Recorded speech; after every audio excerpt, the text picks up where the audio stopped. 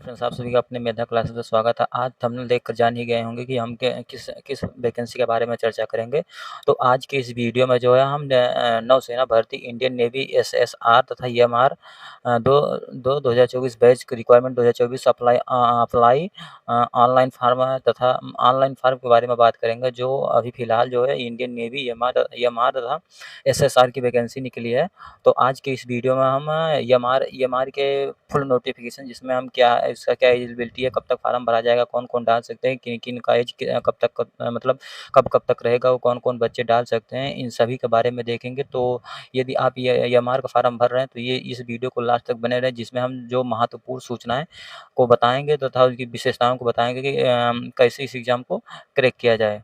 तो सबसे पहले देख लीजिए हम कि क्या नौसेना भर्ती, इंडियन नेवी, एसएसआर या जो है ईएमआर 2/2024 बैच का जो है रिक्वायरमेंट 2024 का निकला है, जिसका जो है एप्लीकेशन फॉर्म जो है 13/5/2024 को भरा जाएगा। मतलब एप्लीकेशन जो है फॉर्म 13/5/2024 से भरा जाएगा तथा इसका लास्ट डेट हमारा अप्लाई ऑनलाइन फॉर्म जो है 27/5/2024 का है तथा इसका पे इसके लिए फ्री फीस लास्ट डेट है। मतलब आपका लास्ट डेट जो है वो 27/5/2024 तक है। मतलब आप ये जो है आज 15 या 16 या 17 तारीख को आप ऑनलाइन करा लेते हैं और पैसा नहीं काटा जाए तो उसका पैसा कटाने का लास्ट डेट जो है वो 17/5/2024 को है। और एग्ज़ाम डेट जो होगा ये अभी एग्ज़ाम डेट से इसका आया नहीं है तथा एडमिट कार्ड भी अभी अवेलेबल नहीं है, अभी ऑनलाइन हो रहा है। अब हम बात करेंगे कि एप्लीकेशन जो है फ़ीस कितना लगेगा, मतलब कौन-कौन बच्चे ऑनलाइन करेंगे तो उनका कितना फ़ीस लगेगा। तो यहाँ पर जो है हम जनरल, ओबीसी तथा ईडब्ल्यूएस, जो जनरल कैटेगरी के हैं या ओबीसी कैटेगरी के हैं या ईडब्ल्यूएस कैटेगरी के हैं, उनका फ़ीस जो है ₹550 लगेगा। मतलब ऑनलाइन करने का फ़ीस जो है 550 लगेगा। और जो एससी और एसटी हैं, उनका भी ₹550 फ़ीस लगेगा। ये पेमेंट जो है ऑनलाइन ऑनलाइन होगा, डेबिट कार्ड, क्रेडिट कार्ड तथा नेट बैंकिंग के द्वारा। तो ये तो हम इसका इम्पोर्टेंट डेट बता दें, मतलब कब इसका ऑनलाइन होगा, कब तक लास्ट डेट है तथा एप्लीकेशन फ़ीस बता दें किन-किन कैटेगरी का कितना-कितना फ़ीस लगेगा। वैसे तो पहले एससी और एसटी वालों का फ़ीस कम लगता था, लेकिन जो है अब की बार जो है ये जनरल, ओबीसी, ईडब्ल्यूएस तथा एससी, एसटी के सभी का फ़ीस जो है एक सेम कर दिया गया। अब देखो इसके बारे में, हम पात्रता के बारे में देखेंगे कि कौन-कौन जो है बच्चे इन वैकेंसी का जो है इन वैकेंसी के पात्रता रखते हैं। तो सबसे पहले इसमें दिया गया पहला पॉइंट कि देखो, अविवाहित पुरुष और अविवाहित महिला उम्मीदवार जो भारत सरकार द्वारा निर्धारित पात्रता शर्तों को पूरा करते हैं से अग्निवीर एमआर मतलब 2024 वाले बैच आवेदन आमंत्रित किए जाते हैं। तो पात्रता जो मानदंड और व्यापक नियम या शर्तें नीचे दी गई है। पुरुष और महिला उम्मीदवारों के पदानुसार विवरण का निर्णय जो है नौकरी की रिक्तियों की आवश्यकता अनुसार लिया जाएगा। अब दूसरा जो हमारा मोस्ट इम्पोर्टेंट है कि इसका क्वालिफ़िकेशन कितना, मतलब शैक्षणिक योग्यता कितना है। तो ये शैक्षणिक योग्यता यहाँ पर दिया गया है कि अभ्यर्थी द्वारा मैट्रिक कक्षा द मतलब मैट्रिक जो होता है, जिसे हम कक्षा 10 कहते हैं, मैट्रिक कक्षा भारत सरकार के शिक्षा मंत्रालय द्वारा मान्यता प्राप्त किसी भी बोर्ड ऑफ स्कूल या एजुकेशन द्वारा न्यूनतम 50% अंकों के साथ उत्तीर्ण किया हो। मतलब वह कक्षा 10 जो किसी भी मान्यता प्राप्त बोर्ड, भारत के किसी भी मान्यता प्राप्त बोर्ड से वह 50 अंकों के साथ जो है 50% अंकों के साथ वह मैट्रिक मतलब कक्षा 10 पास किया हो, तो वह ये अप्लाई करने के लिए योग्य है। अब देखो यहाँ पर क्या दिया है, यहाँ पर ध्यान देने योग्य बात है कि जो उम्मीदवार कक्षा 10वीं की बोर्ड परीक्षा में उपस्थित हुए हैं और परिणाम की घोषणा की प्रतीक्षा कर रहे हैं, वह भी जो है आवेदन करने के पात्र हैं। मतलब इसमें दिया गया, जो बच्चे कक्षा 10 में हैं और पेपर दे चुका है लेकिन उनका रिजल्ट नहीं आया, मतलब जिसे हम अपेयरिंग कहते हैं, तो वो भी जो है इन वैकेंसी को ऑनलाइन करने के लिए पात्र हैं। अब देखो यहाँ लिखा गया है, बशर्ते वह अन्य सभी आवश्यकताओं को पूरा करता हो, मतलब जो इसमें कंडीशन दिया गया है उन आवश्यकताओं को पूरा करता हो, तो वह जो है बालक वह बालक ऑनलाइन ऑनलाइन कर सकता है ईएमआर। अब यहाँ से और क्या दिया गया, हालाँकि ऐसे उम्मीदवार का चयन केवल तभी किया जाएगा जब द्वितीय चरण भर्ती प्रक्रिया के दौरान मूल प्रमाण पत्र, मतलब पहले एग्ज़ाम तो इन्हें दिया जाएगा, मतलब अपेयरिंग जो रहते हैं उन्हें पहला एग्ज़ाम तो दे दिया जाएगा, लेकिन दूसरा एग्ज़ाम जो दूसरे चरण का एग्ज़ाम होगा तो वहाँ पर जो मूल प्रमाण पत्र प्रस्तुत कर, मतलब मार्कशीट की इंटरनेट कॉपी स्वीकार नहीं की जाएगी। मतलब इंटरनेट की कॉपी जो स्वीकार नहीं किया जाएगा, वहाँ पर जो आपको ओरिजिनल कॉपी लिया जाएगा। तो यही है बताया है। अब देखो यहाँ पर सबसे मोस्ट इम्पोर्टेंट डेट क्या है, मतलब क्या नोट है इसमें कि इसकी आयु क्या, मतलब वो कौन से बच्चे हैं जो इन वैकेंसी को अप्लाई कर सकते हैं, मतलब उनका डेट ऑफ बर्थ कितना होना चाहिए। तो यहाँ पर दिया गया देखो 1 नवंबर 2003, जिनका जन्म 1 नवंबर 2003 में हुआ हो तथा 30 अप्रैल 2007 इन दोनों के बीच उनका जन्म हुआ हो, मतलब 1 नवंबर 2003 से लेकर 30 अप्रैल 2007 तक जो है इन दोनों के बीच जिनका जन्म हुआ वही बच्चे जो है इस मतलब इस वैकेंसी को या ईएमआर वाले फार्म को अप्लाई कर सकते हैं। तो ये तो आप डेट जान गए होंगे कि कब से कब तक डेट रहेगा तो हम इन फार्म को अप्लाई कर सकते हैं। अब उसके बाद यहाँ पर चौथा क्या पॉइंट दिया गया है कि वैवाहिक स्थिति क्या होना चाहिए। केवल भारतीय अविवाहित पुरुष और अविवाहित महिला उम्मीदवार ही भारतीय नौसेना के अग्निवीरों में भर्ती के पात्र होंगे। मतलब यहाँ पर दिया गया केवल उन्हीं बच्चों का इसमें भर्ती लिया जाएगा, मतलब एग्ज़ाम प्रोसेस करने के बाद उन्हीं उन्हीं बच्चों को सिलेक्शन किया जाएगा जो अविवाहित हैं। यहाँ पर साफ-साफ कह दिया गया कि उन्हीं बच्चों को लिया जाएगा जो अवैध महिला उम्मीदवार ही भारतीय नौसेना के अग्निवीर के रूप में जो भर्ती के पात्र हैं, या उम्मीदवारों को नामांकन के समय जो अविवाहित होने का प्रमाण पत्र देना होगा। मतलब जब डॉक्यूमेंट वेरिफिकेशन होगा तो वहाँ पर जो अविवाहित होने का प्रमाण पत्र देना पड़ेगा। उसके बाद क्या कहा गया, अग्निवीर को भारतीय जो नौसेना के 4 साल के कार्यकाल के दौरान शादी करने की अनुमति नहीं, मतलब अग्निवीर जो रहेंगे वो जो है 4 साल तक शादी करने की अनुमति नहीं दी जाएगी। यानी आप जानते हैं कि जब तक आप नौकरी करेंगे तब तक आपको शादी करने की अनुमति नहीं दी जाएगी। यदि अग्निवीर अपने कार्यकाल के दौरान जो है शादी कर लेता है या हस्ताक्षरित घोषणा पत्र देने के बावजूद पहले से ही शादीशुदा पाया जाता तो वह सेवा से बर्खास्त कर दिया जाएगा। यानी ये आप शादी कर लेते हैं या शादी मतलब कर लिए हैं और पता नहीं पाया सरकार, बाद में पता चला तो आपको जो है वो बर्खास्त कर देगा। अब उसके बाद अगला क्या है, नियम एवं शर्तें में क्या 5वां पॉइंट क्या दिया गया है कि सेवा की एवज जो दिया गया यहाँ पर अग्निवीर को भर्ती के नौसेना में जो है नौसेना अधिनियम 1957 के तहत 4 साल की अवधि के लिए जो भर्ती किया जाएगा। यानी जो है ये अग्निवीर नेवी जो है ये केवल 4 साल के लिए भर्ती किया जाएगा। अब यहाँ पर क्या कहा गया है कि अग्निवीरों की रैंक मौजूदा रैंकों से अलग होगी और भारतीय नौसेना के सबसे जूनियर रैंक होगी, मतलब भारतीय नौसेना में सबसे जूनियर रैंक होगी। भारतीय नौसेना जो है 4 साल नियुक्ति के बाद अग्निवीरों को सेवा में रखने के लिए बाध्य नहीं है, मतलब वो आप जैसे आपका 4 साल पूरा हुआ, वहाँ से आपको वो हटा देगा, उसके बाद वो रखने के लिए बाध्य नहीं होगा। अब यहाँ पर अवकाश क्या देगा, मतलब ये 4 साल में आपको कितना अवकाश मिलेगा, तो यहाँ पर दिया गया अग्निवीरों के लिए प्रतिवर्ष जो 30 दिन का अवकाश मतलब प्रतिवर्ष जो है 30 दिन का अवकाश दिया जाएगा और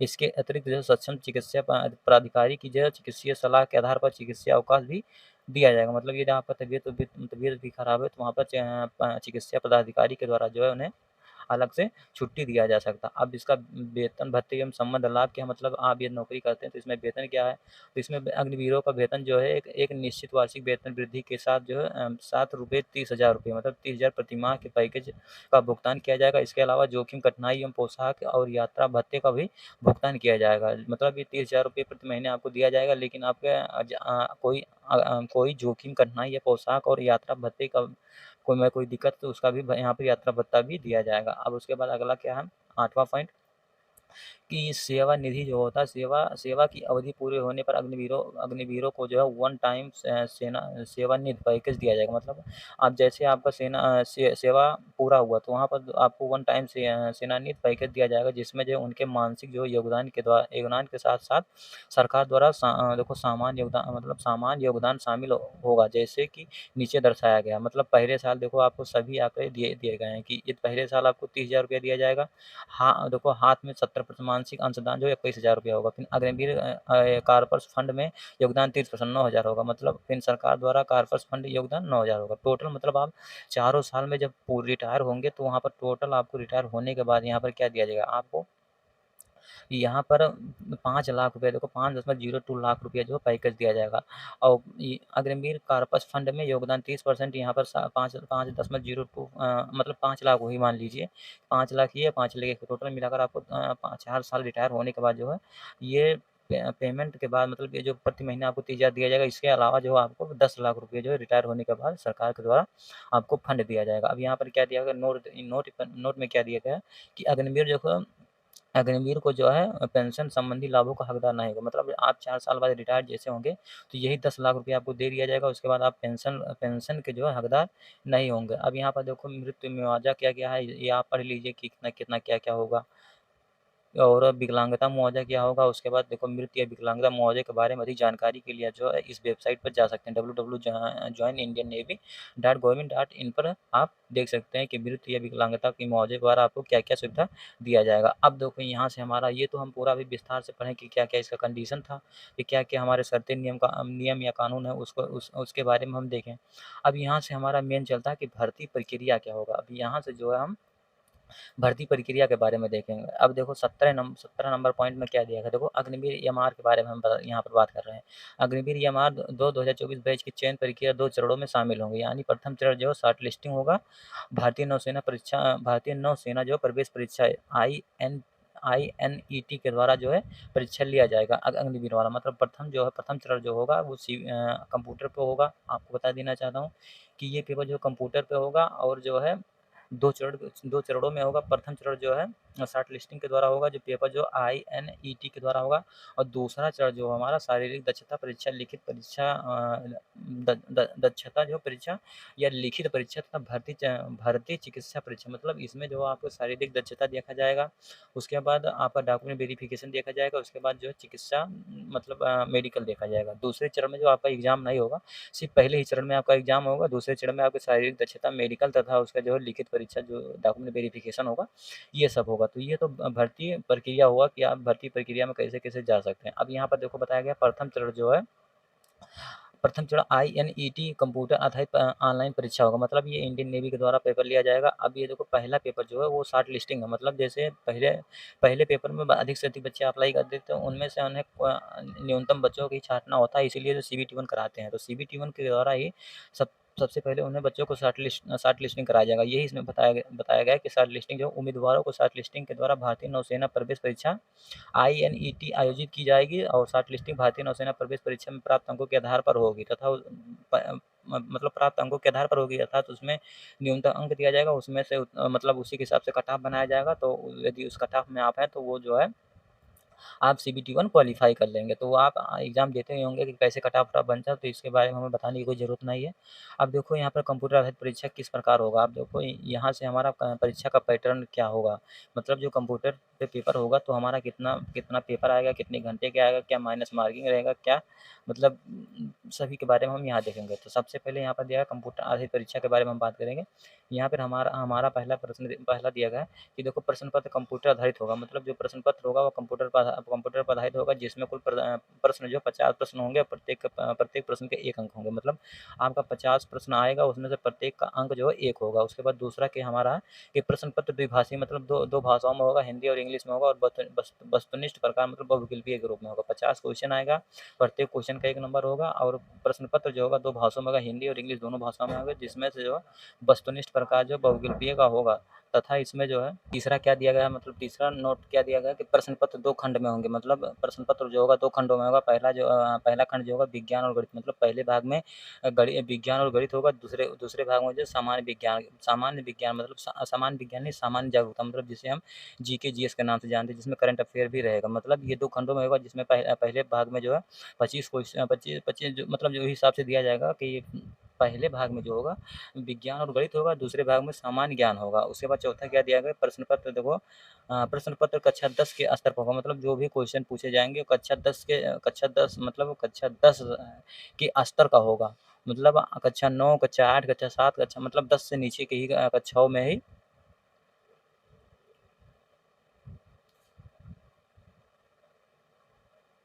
अब इसमें चौथा प्रश्न क्या क्या नोट दिया गया कि प्रश्न पत्र जो है कक्षा 10 के स्तर का होगा, और प्रश्न पत्र का प्रारूप जो है इस www.indiannavy.government.in पर जो आप जाकर प्रश्न पत्र देख सकते हैं।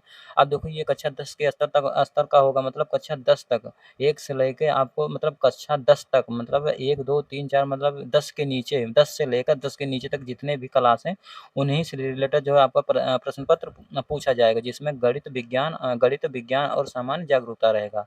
अब देखो यहाँ पर अब सबसे मोस्ट इम्पोर्टेंट चीज़ क्या है कि इन 50 क्वेश्चन करने के लिए हमें कितना समय दिया जाएगा। तो सबसे मोस्ट इम्पोर्टेंट चीज़ होता है कि देखो 50 क्वेश्चन करने के लिए हमें प्रश्न पत्र की अवधि जो 30 मिनट दिया है, मतलब आधा ही घंटा आपको समय दिया जाएगा। यानी 50 क्वेश्चन करने के लिए आपकी स्पीड बहुत तेज़ होना चाहिए, आपको मात्र सिर्फ 30 मिनट ही समय दिए जाएँगे। अधिकतर जो है नेवी का जो मेरिट हम पीछे का रिकॉर्ड बताते हैं कि ये 30 से 35 से ज़्यादा लगभग कभी नहीं जाता कि 50 में 35 से ज़्यादा मेरिट कभी नहीं बनती। अब तो अग्निवीर कर दिया गया तो और भी कम बनता है, लेकिन जो है आप 35 40 प्लस स्कोर कर दे रहे हैं, तो आप सेफ ज़ोन में रहेंगे। यानी जो 50 क्वेश्चन करने के लिए आपको 30 मिनट दिया जाएगा, तो ये स्पीड आपको तेज़ करना होगा। तो ये तो हम परीक्षा आधारित जो मतलब परीक्षा पैटर्न के बारे में बात किए कि कितना क्वेश्चन आएगा, कितना प्रश्न पत्र रहेगा, प्रत्येक क्वेश्चन कितने नंबर के रहेंगे और कितने कितने मिनट का दिया जाएगा और किन-किन कौन-कौन सा विषय आएगा और कौन से स्तर का एग्ज़ाम होगा। तो ये चीज़ हम आपको बताएँ। अब अगला क्या हमारा है कि देखो उम्मीदवार को प्रश्न पत्र के सभी अनुभाग में उत्तीर्ण होना आवश्यक है। मतलब उम्मीदवारों को प्रश्न पत्र के सभी अनुभाग के उत्तीर्ण होना आवश्यक है। मतलब जो 2 खंड हैं उसमें दोनों खंडों में न्यूनतम अंक उत्तीर्ण होना आपको ज़रूरी है। अब देखो यहाँ पर और क्या कहा गया कि प्रत्येक अनुभाग में और कुल उत्तीर्ण अंक भारतीय नौसेना के द्वारा निर्धारित किए जाएँगे। मतलब भारतीय नौसेना जो है जितना अंक आप प्राप्त करेंगे, वो भारतीय नौसेना अपने हिसाब से मेरिट बनाएगी, उसी पर जो है आधारित होगा। अब देखो यहाँ पर दिया गया है कि जैसे माइनस मार्किंग रहता है, आप जानते होंगे कि सभी एग्ज़ाम में माइनस मार्किंग रहता है। जैसे हमने एक क्वेश्चन सही किया है, क्वेश्चन गलत कर दिया गया तो उसपे कितना नंबर काटा जाएगा। तो यही दिया गया है कि गलत उत्तीर्ण के लिए भी आपको दंड है। यदि आप गलत कर रहे हैं, तो उस पर जो आपको दंड दिया जाएगा कि कितना नंबर काटा जाएगा उसके बारे में हम देखते हैं। अब देखो यहाँ पर गलत उत्तर के लिए दंड कितना दिया जाएगा। उम्मीदवारों को ध्यान देना चाहिए कि उनके द्वारा दिए गए जो गलत उत्तर के लिए जो है नकारात्मक अंक दिए जाएँगे। मतलब यदि आप गलत उत्तर दे रहे हैं तो उसे नकारात्मक अंक भी दिए जाएँगे और प्रत्येक प्रश्न उत्तर के 4 विकल्प होंगे। मतलब प्रत्येक प्रश्न पत्र के 4 विकल्प होते ही हैं और उम्मीदवारों को गलत गलत उत्तर दिए जाने पर जो है उस प्रश्न पत्र के लिए निर्धारित अंकों का 1/4 भाग, मतलब आप एक क्वेश्चन कर रहे हैं, दूसरा क्वेश्चन गलत कर रहे हैं, तो उस दूसरे क्वेश्चन पे आपको 1 नंबर मिलना था, ये सही करते, लेकिन आप गलत कर दिए तो उसका 1/4 भाग मतलब 0.25 अंक आपको दंड के रूप में काट लिया जाएगा। ये तो हो गया माइनस मार्किंग। अब उसके बाद क्या है कि अगला क्या है कि भारतीय नौसेना प्रवेश परीक्षा जो आईएनईटी के लिए जो लिए जो परीक्षा केंद्र का आवंटन भारतीय नौसेना विभाग को, मतलब भारतीय नौसेना जो पेपर जो ये होगा भारतीय नौसेना अपने द्वारा निर्धारित करेगी। अब देखो यहाँ पर परीक्षा शुल्क के बारे में हम बात करें कि परीक्षा शुल्क जो होगा ऑनलाइन करने के लिए कितना लगेगा, तो अभी हम बताएँ कि चाहे आप एससी, ओबीसी, एसटी या ईडब्ल्यूएस हो, सभी के लिए जो ₹550 जो है फीस लिया जाएगा, जिसमें 18% जीएसटी। परीक्षा शुल्क का जो है भुगतान ऑनलाइन आवेदन के दौरान ही ऑनलाइन मोड जैसे नेट बैंकिंग, वीज़ा, मास्टर या रुपए credit card, debit card, UPI आदि के माध्यम से जो है केवल उन उम्मीदवारों को जारी किया जाएगा जिन्होंने परीक्षा भुगतान सफलतापूर्वक किया। मतलब ये तो ऑनलाइन भुगतान आप जैसे ही करेंगे तो आप यहाँ पर बताया गया मतलब इनके माध्यम से जो है आपको पैसा कटाना होगा। अब दूसरा क्या दिया गया यहाँ से कि परीक्षा के लिए प्रवेश पत्र केवल उन्हीं उम्मीदवारों के लिए जारी किया जाएगा। मतलब जो प्रवेश पत्र आता है केवल उन्हीं उम्मीदवारों के लिए जारी किया जाएगा जिन्होंने अपना ऑनलाइन भुगतान अपना कर चुके हैं।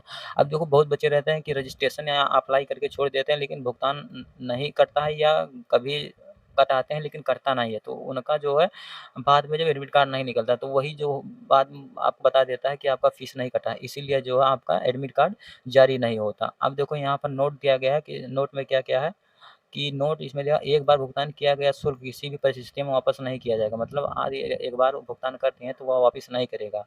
ना ही किसी अन्य एग्ज़ाम के लिए अन्य एग्ज़ाम प अन्य अन्य परीक्षा या चयन के लिए शुल्क आरक्षित रखा जाएगा। मतलब जब आप मतलब भुगतान कर दे रहे हैं, तो उसमें आपका पैसा वापस नहीं होगा और ना ही उसे अन्य एग्ज़ाम जैसे नेवी का दोबारा वैकेंसी निकला तो उसमें जो उस पैसे को आरक्षित नहीं किया जाएगा। यानी वो पैसा आपको वापस नहीं होगा, जो साधारण भाषा में कहते हैं दाड़ हो गया।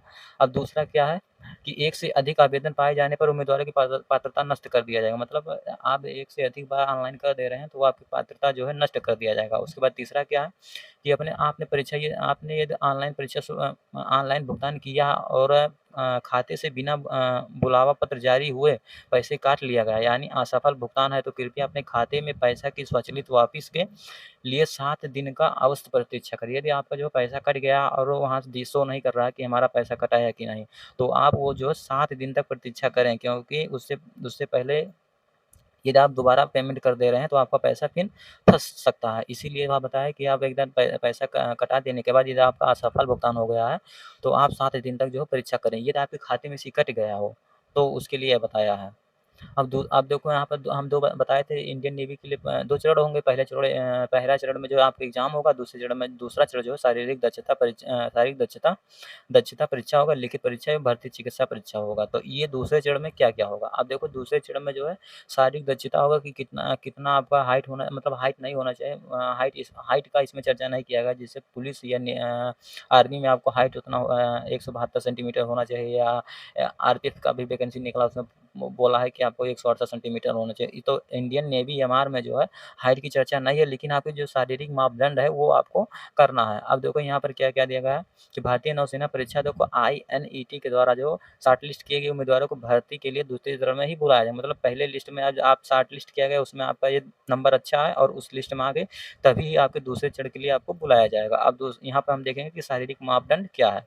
अब देखो शारीरिक मापदंड के लिए क्या आपको होना चाहिए कि देखो चयन के लिए शारीरिक दक्षता जाँच जो है PFT में उत्तीर्ण होना अनिवार्य होगा। मतलब PFT में आपको उत्तीर्ण होना होगा, जिसे मेडिकल कहते हैं।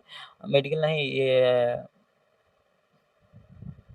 पीएफटी में उत्तीर्ण होना अनिवार्य होगा, या शारीरिक जो है शारीरिक दक्षता जाँच में सम्मिलित होने वाले उम्मीदवार अपने जोखिम पर ही पीएफटी में सम्मिलित होंगे। मतलब वो जो ये पीएफटी होगा तो वो अपने जो है सम्मिलित होने वाले उम्मीदवार अपने जोखिम पर ही पीएफटी में सम्मिलित होंगे। मतलब वो खुद की ज़िम्मेदारी होगा कि हम पीएफटी देना चाहते हैं। और शारीरिक दक्षता मानक जो है कुछ इस प्रकार है। अब देखो यहाँ पर दिया गया पुरुष का क्या होना चाहिए, महिला का क्या होना चाहिए। अब देखो पुरुष को 6 मिनट 30 सेकंड में आपका 6 मिनट 30 सेकंड में आपको 1.6 किलोमीटर दौड़ लगानी है। मतलब 6 मिनट 30 सेकंड में 1600 मीटर आपको दौड़ लगानी है, तथा महिलाओं को जो है 8 मिनट में 1600 मीटर दौड़ लगानी है। ये तो दौड़ वाली बात हो गई। अब देखो उठक-बैठक क्या आपको करना है। आपको जो है 20 उठक-बैठक करना है, और महिलाओं को जो है 15 उठक-बैठक करना है। अब यहाँ पर 15 पुशअप जो बिना रुके पुरुषों को 15 पुशअप करना, तब बिना रुके जो है महिलाओं को 10 पुशअप करना। और उससे मतलब घुटने को मोड़कर जो उठना-बैठना जो होता है, बिना रुके 15 बार आपको करना है, तथा महिलाओं को 10 बार करना है। तो ये तो हो गया हमारा शारीरिक मापदंड हो गया कि क्या-क्या इसका मापदंड होगा। अब उसके बाद अगला क्या है, भर्ती जो है चिकित्सा परीक्षा क्या होगा, जिसे मेडिकल के नाम से जानते हैं। देखो आप देखो भारतीय चिकित्सा परीक्षा जो है ये शारीरिक दक्षता परीक्षा में उत्तीर्ण जो है, मतलब शारीरिक दक्षता परीक्षा में उत्तीर्ण, मतलब जब आप शारीरिक मापदंड में उत्तीर्ण हो जाएँगे, तो आपको फिर बुलाया जाएगा भर्ती चिकित्सा परीक्षा में, जिसमें हमारा शारीरिक दक्षता परीक्षा में उत्तीर्ण उम्मीदवारों का भर्ती पर चिकित्सा परीक्षण किया जाएगा, तथा भर्ती चिकित्सा परीक्षा को उत्तीर्ण करने वाले उम्मीदवारों को चयन सूची के लिए रखा जाएगा, तथा भर्ती चिकित्सा जो परीक्षा में अयोग्य पाए जाने वाले उम्मीदवारों को सलाह दी जाएगी कि वो चाहे तो अधिकतम 5 दिन के भीतर जो है भारतीय नौसेना द्वारा आवंटित सैन्य अस्पताल में इसके निष्कर्षों का खिलाफ अपील कर सकते हैं, या नामांकित सैन्य अस्पतालों या भारतीय नौसेना द्वारा आवंटित के अलावा अन्य अस्पतालों द्वारा जारी चिकित्सा दक्षता प्रमाण पत्र जो है स्वीकार नहीं किया जाएगा। विशेष मतलब इसमें बताया गया है कि आपको ये मेडिकल में छाँट दिया जाता है, तो आपको 5 दिन का समय दिया जाएगा। आप भारतीय नौसेना के अस्पताल में जो अन्य जगह जो सैन्य अस्पताल में इन निष्कर्षों के खिलाफ जो अपील कर सकते हैं, तथा दोबारा मेडिकल जो है री-मेडिकल कराकर, यदि आप इसमें आपका फिटनेस सही आ गया, तो आप यहाँ पर लाकर 5 दिन के अंदर जमा कर दे रहे हैं, तो आपको भर्ती चिकित्सा पूर्ण मानी जाएगी। तो आज की इस वीडियो में है जो ईएमआर के बारे में हम संपूर्ण जानकारी बताई, जिसमें भर्ती चिकित्सा मापदंड तथा परीक्षा के पैटर्न, और कब ऑनलाइन होगा, या कब इसका लास्ट डेट है, इन सभी के बारे में जो है हम आज अच्छी तरह से बात किए हैं। और आपको हम बता देना चाहता हूँ कि कुछ एक चीज़ छूट गया कि आपको हमें सिर्फ़ प्रीवियस ईयर क्वेश्चन को दिखाना था कि प्रीवियस ईयर क्वेश्चन किस प्रकार होगा। तो प्रीवियस ईयर क्वेश्चन को हम नेक्स्ट वीडियो में लाकर आपको बता देंगे कि नेवी एमआर का जो है 50 क्वेश्चन जो आता है किस प्रकार आता है, प्रीवियस ईयर क्वेश्चन किस प्रकार रहता है। तो उसी के देख-रेख में यदि आप तैयारी कर रहे हैं, तो आपका जो अच्छा स्कोर होगा और अपने एग्ज़ाम में सफलता पाएँगे। तो इसी के साथ यदि हमारा वीडियो पसंद आया तो हमारे चैनल को सब्सक्राइब एवं लाइक करें, और मिलेंगे नेक्स्ट वीडियो में। जय हिंद, जय भारत दोस्तों।